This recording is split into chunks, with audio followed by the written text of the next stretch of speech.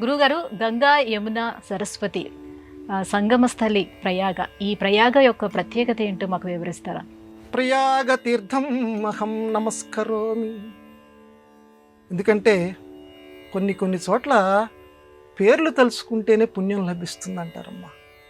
అటువంటి పేరు తలుచుకుంటేనే పుణ్యం లభించేటువంటి ఒక గొప్ప క్షేత్రం ప్రయాగ. యాగము ప్రయాగ చూడండి, అందులో ప్రయాగలో యాగ ఉంది, ప్రా ఉంది. అంటే ప్రకృష్టమైనటువంటి యాగములు కలిగినటువంటిది ప్రయాగ.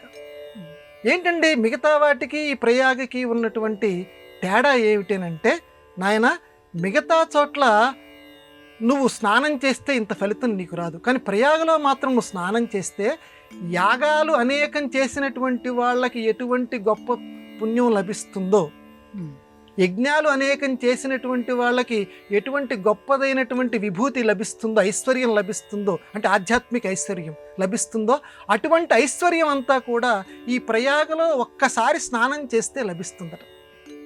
అది ఈ ప్రయాగ యొక్క గొప్పతనం. అంటే యాగాలు ఈ కలియుగంలో చేయటం చాలా కష్టం. ఎందుకంటే మనం అందరం కూడా ఈ కలియుగంలో అన్నగత జీవులం. అన్నగత జీవులు అంటే సమయానికి గనక అన్నం పడకపోతే ఆత్మారాముడు ఘోషిస్తాడు.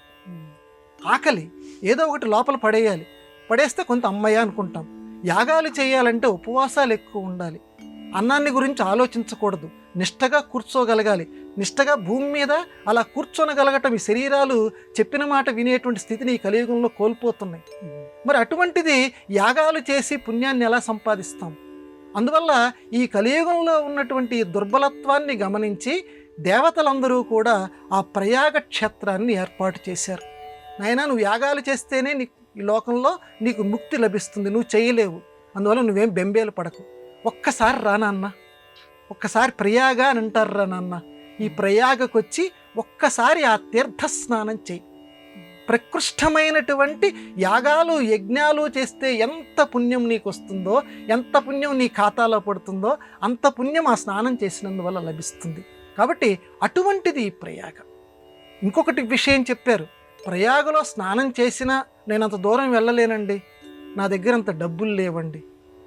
ప్రయాగ అని ఒక్కసారి అనుకోరా.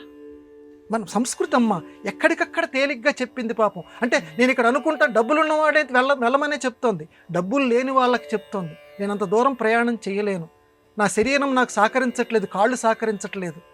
ఒక్కసారి మనస్సులో అమ్మా నేను అంత దూరం రాలేకపోతున్నాను, ప్రయాగ నేను ప్రయాగం భావయామి, నేను ప్రయాగని నేను భావిస్తున్నాను, అందులో స్నానం చేసినట్లుగా భావిస్తున్నాను అనుకోరా.